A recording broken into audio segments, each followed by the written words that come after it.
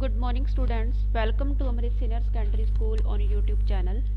बेटा, आज हम क्लास 10th साइंस का चैप्टर नंबर 12 स्टार्ट करने जा रहे हैं। ठीक है, नाम है बेटा चैप्टर का इलेक्ट्रिसिटी। इलेक्ट्रिसिटी किसे बोलते हैं? मोस्टली आपने डेली लाइफ में ये वर्ड काफ़ी बार यूज़ किया है इलेक्ट्रिसिटी। इसका सेकंड नाम है करंट। ठीक है, तो आज हम पढ़ेंगे करंट कैसे फ्लो होता है किसी कंडक्टर में। इलेक्ट्रिसिटी को समझने के लिए पहले ये देखिए, हमारे पास कोई भी कंडक्टर है, ठीक है, जिसमें क्या है, इलेक्ट्रॉन्स है। इलेक्ट्रॉन्स फ्लो नहीं कर रहे, वो क्या है, रैंडमली ओरिएंटेड है। रैंडमली मतलब उनकी डायरेक्शन, उनका जो फेस है वो किसी भी डायरेक्शन में ओरिएंटेड है। ठीक है, ये कंडक्टर में जो इलेक्ट्रॉन है वो क्या है, रैंडमली ओरिएंटेड। रैंडमली का मतलब होता है जो फ्रीली मूव कर रहे हो। ठीक है, जब हम इस कंडक्टर को किसी सेल के साथ जोड़ेंगे, मान लीजिए हमने पॉजिटिव नेगेटिव सेल के साथ इसको जोड़ दिया, इस कंडक्टर को हम यहाँ पे लिख लेते हैं कि ये क्या है, positive negative sign electric cell बोल लीजिए, या इसको आप बोल लीजिए बैटरी।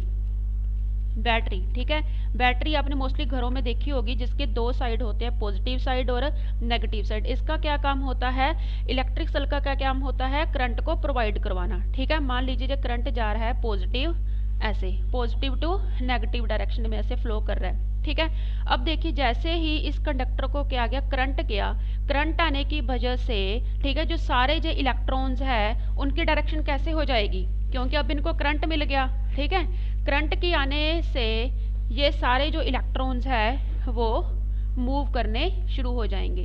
ठीक है, एक ही डायरेक्शन में, मतलब वो सारे सीधे लाइन हो जाएंगे।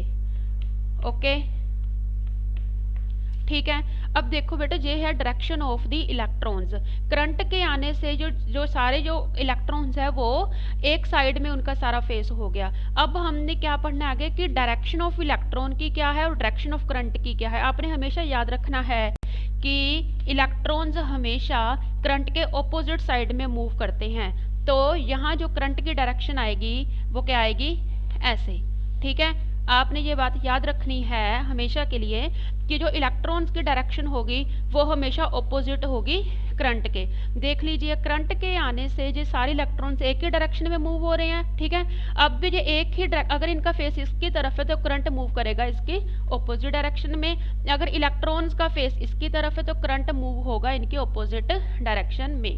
ठीक है, तो ये था इलेक्ट्रिक सेल की वजह से जो करंट प्रोवाइड हुआ।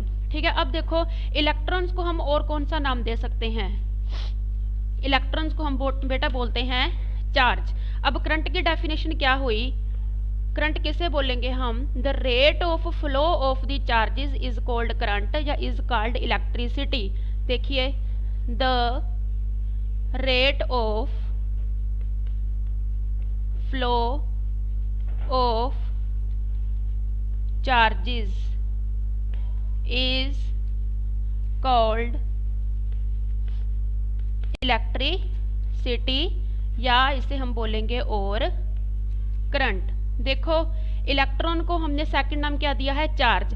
Rate of flow of the charge, rate of flow, flow मतलब जाना, rate of flow of the charge is called current और इलेक्ट्रिसिटी। ठीक है, हमने जब इसको करंट प्रोवाइड किया इस कंडक्टर को, तभी हमें पता लगा कि जो सारे जो इलेक्ट्रॉन्स है एक ही डायरेक्शन में मूव कर रहे हैं। अगर करंट हम ना इसमें फ्लो करवाते तो क्या थे, ये सारे इलेक्ट्रॉन्स फ्रीली मूव कर रहे थे। ठीक है, किसी भी डायरेक्शन में मूव कर रहे थे, तो हम करंट किसे बोलेंगे, the rate of flow of the charge is called electricity या करंट, कि चार्जेस के फ्लो को ही हम करंट बोलेंगे। ठीक है बेटा, अब नेक्स्ट है, देखो इलेक्ट्रिक सेल से क्या प्रोवाइड हो रहा था, करंट प्रोवाइड हो रहा था। ठीक है, इस कंडक्टर को इलेक्ट्रिक सेल से जो करंट प्रोवाइड हो रहा था, करंट को हम और क्या नाम दे सकते हैं, पोटेंशियल डिफरेंस। दिखाई नहीं दे रहा, आई थिंक यहाँ लिख लेते हैं, जो बैटरी की हेल्प से करंट जा रहा है इस कंडक्टर को, उसको हम और क्या बोलेंगे, पोटेंशियल डिफरेंस। पोटेंशियल डिफरेंस, और इसको क्या बोलेंगे हम, वोल्टेज, वोल्टेज या फिर वोल्ट। ठीक है। हम ऐसे भी कह सकते हैं कि इलेक्ट्रिक सेल की वजह से इसको वोल्टेज अप्लाई हो रही है। सेकंड हम कैसे बोल सकते हैं कि इलेक्ट्रिक सेल की वजह से इस कंडक्टर को करंट जा रहा है। थर्ड हम क्या बोल सकते हैं कि इलेक्ट्रिक सेल की वजह से इस कंडक्टर में पोटेंशियल डिफरेंस जा रहा है। तो ये हो गया आपका फर्स्ट क्वेश्चन, ठीक है। अब इससे रिलेटेड एक क्वेश्चन है बेटा कि उस डिवाइस का नाम बताइए जो इस कंडक्टर में पोटेंशियल डिफरेंस को मेंटेन करके रखती है। क्या क्वेश्चन है कि उस डिवाइस का नाम बताइए जो किसी कंडक्टर में, कौन सा कंडक्टर जिसमें करंट जा रहा हो उसको मेंटेन करके रखती है। यहाँ पे लिख देती हूँ मैं क्वेश्चन, इसी के बेस पर है आंसर इसका। Name a device that helps to maintain a potential difference across a conductor। ठीक है, हमने देखो कंडक्टर पढ़ लिया। कंडक्टर होता क्या है, कंडक्टर को पढ़ने से पहले फर्स्ट टर्म्स को देखिए। कंडक्ट का मतलब क्या होता है, कंडक्ट का मतलब होता है बेटा जो करंट को इजीली अपने में करंट कैरी कर लेता है, जो ठीक है, जिनमें से करंट इजीली फ्लो हो जाता है उनको हम बोलते हैं कंडक्टर। कहते उस डिवाइस का नाम बताइए जिसमें जो कंडक्टर पोटेंशियल डिफरेंस को अपने आप में मेंटेन करके रखता है। देखो उस डिवाइस का नाम क्या होगा, पोटेंशियल डिफरेंस कौन फ्लो करवा रहा है इसको, इलेक्ट्रिक सेल प्रोवाइड करा रहा है ना इसको पोटेंशियल डिफरेंस इस कंडक्टर को। तो इसका आंसर क्या होगा, इलेक्ट्रिक सेल और बैटरी। ठीक है, उस डिवाइस का नाम क्या है, बैटरी या इलेक्ट्रिक सेल, जो इस कंडक्टर में पोटेंशियल डिफरेंस को मेंटेन करके रखता है, क्योंकि इसका ही काम है पोटेंशियल डिफरेंस को कैरी करवाना। इसके अलावा हम और कोई यहाँ पे चीज यूज ही नहीं कर सकते, क्योंकि करंट और पोटेंशियल डिफरेंस को फ्लो करवाना ही इलेक्ट्रिक सेल का काम है। तो आगे बेटा अब आपको ये तो पता चल गया कि करंट किसे बोलते हैं, rate of flow of the charges को हम करंट बोलते हैं। अब यहाँ पे एक वर्ड आएगा रेजिस्टेंस। अब हम रेजिस्टेंस को पढ़ेंगे कि इसमें रेजिस्टेंस कहाँ से आ गया। ठीक है, वेरी इंपॉर्टेंट टर्म है रेजिस्टेंस।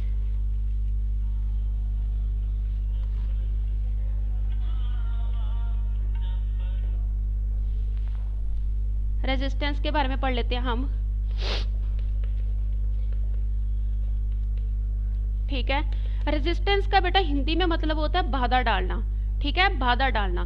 जैसे हम यहाँ पे कह सकते हैं कि अगर ज्यादा मात्रा में करंट जा रहा है तो वहां पे रेजिस्टेंस आ जाएगी। रेजिस्टेंस क्या करेगी, इन चार्जेस के फ्लो को अपोज करने की ट्राई करेगी। ठीक है, मतलब अगर ज्यादा इलेक्ट्रॉन्स जा रहे हैं तो वहां पे रेजिस्टेंस आ जाएगी, और रेजिस्टेंस क्या करेगी, बोलेगी कि करंट को पीछे की तरफ वो इस डायरेक्शन को फ्लो जो कर रहे हैं चार्जेस इनको अपोज करने की ट्राई करेगी। ठीक है, रेजिस्टेंस क्या होगा बेटा, इसको हम आर के साथ डिनोट करते हैं, विच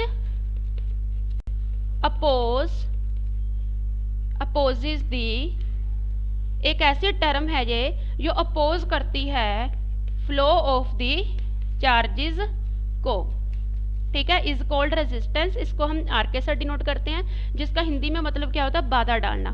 ठीक है, अब देखिए ये कंडक्टर है। ठीक है, इसका जितना ज्यादा एरिया ऑफ क्रॉस सेक्शन होगा, ये एरिया ऑफ क्रॉस सेक्शन है, इसमें से क्या कर रहा है, ज्यादा करंट जा रहा है। ठीक है, अब यहाँ पे रेजिस्टेंस थोड़ी बनेगी क्योंकि करंट ज्यादा जा रहा है उसमें, तो रेजिस्टेंस हमेशा करंट के इनवर्सली प्रोपोर्शनल टू वेरी करती है। अगर इलेक्ट्रॉन ज्यादा कैरी हो रहे हैं किसी भी एरिया में से, तो वहां पे रेजिस्टेंस कम बनेगी। इसको समझाने के लिए आप यहाँ पे देखिए, ये हमारे पास कोई कंडक्टर है। ठीक है, इसका एरिया क्या है, ये वाला। अब ये देखिए इसका एरिया क्या है, कम है। इसमें से क्या हो रहा है, इलेक्ट्रॉन्स ज्यादा फ्लो कर रहे हैं इस एरिया में से, और इसमें से इलेक्ट्रॉन्स क्या कर रहे हैं, कम। ठीक है, मतलब जिस एरिया में से इलेक्ट्रॉन ज्यादा हो रहे हैं वहां पे रेजिस्टेंस क्या होगी, कम होगी। और यहाँ पे करंट कम जा रहा है एरिया ऑफ क्रॉस सेक्शन में, वहां पे रेजिस्टेंस अपनी बाधा ज्यादा डालेगी। ठीक है, मतलब समझ में आ गया। जिस एरिया में से अगर इलेक्ट्रॉन्स, अगर करंट ज्यादा मात्रा में जा रहा है तो वहां पे रेजिस्टेंस अपना ज्यादा प्रभाव नहीं दिखा सकेगी, और यहाँ पे करंट कम जा रहा है किसी एरिया ऑफ क्रॉस सेक्शन में से, वहां पे रेजिस्टेंस क्या होगी, अपनी बाधा ज्यादा डालेगी। वो क्या करेगी, अगर कम जा रहा है करंट वो उसको अपोज करने की ज्यादा ट्राई करेगी। तो ये होती है रेजिस्टेंस, जो एरिया के ऊपर, जो एरिया के इन्वर्सली प्रोपोर्शनल टू वेरी करती है। ठीक है, अब इसी के बेस पे रेजिस्टेंस की आपको डेफिनेशन समझ में आ गई कि जो हमेशा चार्जेस के फ्लो को क्या करती है, अपोज करती है, उस टर्म को हम क्या बोलते हैं, रेजिस्टेंस। ठीक है, अब देखते हैं हम इस पे एक मोस्ट इंपॉर्टेंट क्वेश्चन।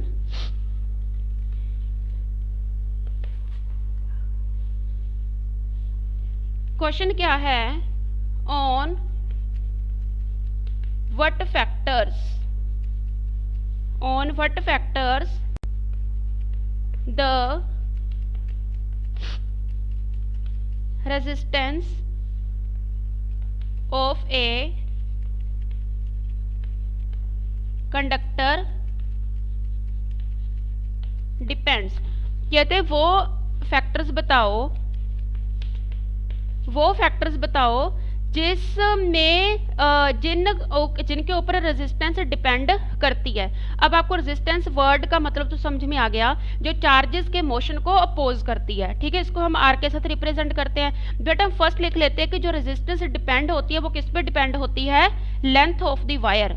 आर लिख लेते हैं हम, जो resistance is depend upon the length of the wire लिख लीजिए या कोई कंडक्टर लिख लीजिए, सेम ही मतलब है। ठीक है, यहाँ पे हमने कंडक्टर कैरी किया है। ठीक है, आप इसकी जगह कोई वायर भी ले सकते हो, क्योंकि कॉपर वायर होगी, सिल्वर वायर होगी, दोनों का क्या काम है, करंट को फ्लो करवाना। ठीक है, दोनों ही कंडक्टर है ये वायर्स। तो किस पर डिपेंड करती है, ये लेंथ ऑफ द वायर पर। अब ये लेंथ का क्या मतलब है, अब देखिए बेटा मोस्टली बच्चों को ये नहीं समझ में आता कि डायरेक्टली का मतलब क्या होता है।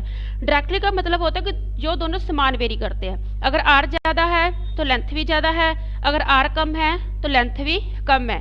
मान लीजिए ये लेंथ है किसी वायर की, मैंने आपको बोला हम वायर की जगह कोई कंडक्टर भी यूज़ कर सकते हैं, क्योंकि दोनों का काम करंट को कैरी करवाना है। ठीक है, आपके घरों में मोस्टली क्या यूज़ होता है, वायर से यूज़ होती है करंट को भेजने के लिए। ठीक है, तो ये आ गई बेटा आपकी लेंथ आ गई, किसी भी कंडक्टर की आ गई या किसी भी वायर की आप लेंथ ले लीजिए। उसके बाद क्या है, यहाँ पे लिख लेती हूँ। ठीक है, R directly proportional to L. अगर एल ज़्यादा है तो रेजिस्टेंस भी ज़्यादा बनेगी। ठीक है, अगर एल कम है तो रेजिस्टेंस भी कम है। जैसे यहाँ पे देखिए, जितनी ज़्यादा इसकी लेंथ होगी उतनी ज़्यादा रेजिस्टेंस बनेगी, और जितनी कम इसकी लेंथ होगी उतनी कम रेजिस्टेंस। अगर ऐसे समझ में नहीं आ रहा तो ये देखिए, ठीक है, ये चीज़, जितनी ज़्यादा लेंथ उतनी ज़्यादा आर, और जितनी लेंथ कम उतनी ज़्यादा आर कम। तो आर डिपेंड करती है लेंथ ऑफ दी वायर पर। एंड सेकंड ये डिपेंड करती है, कौन सा फैक्टर जिस पे डिपेंड करती है, मैंने आपको ऑलरेडी समझा दिया, ये डिपेंड करती है एरिया पे। एरिया पे डायरेक्टली डिपेंड नहीं करती, इनवर्सली प्रोपोर्शनल डिपेंड करती है। ठीक है, मान लीजिए एरिया ज़्यादा है तो रेजिस्टेंस कम होगी। ठीक है, अगर एरिया कम है तो रेजिस्टेंस ज़्यादा होगी। मैंने आपको अभी समझाया कि ये हमारे पास एरिया है, area of the cross section. इसके बाद हमने एक और कंडक्टर कैरी किया। ठीक है, इसका ये वाला एरिया है, दोनों में डिफरेंस देखिए, इसका एरिया ज़्यादा है तो इसमें से करंट ज़्यादा फ्लो करेगा, करंट ज़्यादा फ्लो होने की वजह से रेजिस्टेंस वहाँ पे अपना प्रभाव कम डाल पाएगी। और ये एरिया क्या है, स्मॉल है, और इस एरिया में से करंट कम कैरी होगा, और करंट कैरी कम होने के कारण वहाँ पर रेजिस्टेंस अपना प्रभाव ज़्यादा डालेगी। इस कारण ये दोनों एक दूसरे की क्या है, इनवर्सली प्रोपोर्शनल। इनवर्सली का मतलब क्या होता है, एक दूसरे से उल्ट वेरी करना। ठीक है, एंड वाइस वर्सा। ओके बेटा, तो हमारे पास ये, इसको मान लीजिए फर्स्ट इक्वेशन, इसको मान लीजिए टू इक्वेशन। तो 1 और 2 से हमें क्या पता लगता है, फ्रॉम इक्वेशन 1 एंड 2। 1 देखिए एल है, 2 क्या है, 1/a, हम ऐसे लिख सकते हैं L/a। ठीक है, तो रेजिस्टेंस इन दोनों फैक्टर्स पे डिपेंड करती है, लेंथ पे, और सेकंड वन इज एरिया पे। नेक्स्ट क्या आएगा बेटा, डायरेक्टली प्रोपोर्शनल का मार्क हटा के आ जाता है कांस्टेंट का। कांस्टेंट हमने आपके लिए ये टर्म न्यू होगी, रो, वेयर रो क्या था, rho is the resistivity of the material. ठीक है, क्योंकि हमने वो डायरेक्टली प्रोपोर्शनल का निशान हटा के क्या लगाया था, रो आपको पता है कोई कांस्टेंट है तो हम मोस्टली कांस्टेंट की जगह के यूज़ करते हैं। तो यहाँ से हम रेजिस्टेंस वर्ड बार बार यूज़ कर रहे हैं, तो रेजिस्टेंस वर्ड से कांस्टेंट क्या आ गया हमारे पास, रेजिस्टिविटी। तो क्या था वो, R is equal to rho L by A. तो यहाँ से हम रेजिस्टिविटी की वैल्यू कैलकुलेट कर सकते हैं, कितनी आएगी, AR is equal to rho L and rho is equal to RA by L। ठीक है, रेजिस्टिविटी की वैल्यू आ गई RA बाय L। तो रेजिस्टिविटी के हम यूनिट भी यहाँ से निकाल सकते हैं, क्या आएंगे यूनिट इसके, यूनिट ऑफ रेजिस्टिविटी R के हमें पता है ओहम होते हैं, ठीक है, एरिया के क्या होते हैं मीटर स्क्वायर एंड लेंथ के मीटर, मीटर के साथ मीटर कैंसल, तो यहाँ से आ गया हमारे पास ओहम मीटर।